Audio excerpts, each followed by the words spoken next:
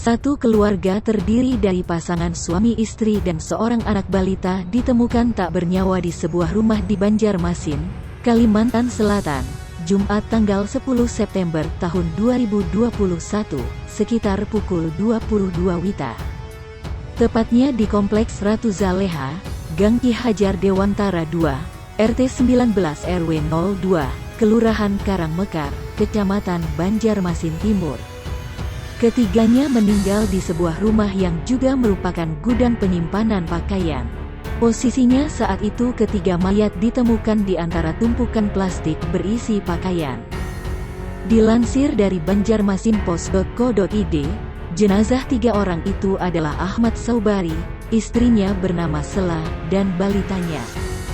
Kecurigaan Sari dan karyawan Hakadir tersebut berawal dari korban yang hilang kabar selama 2 hari terakhir.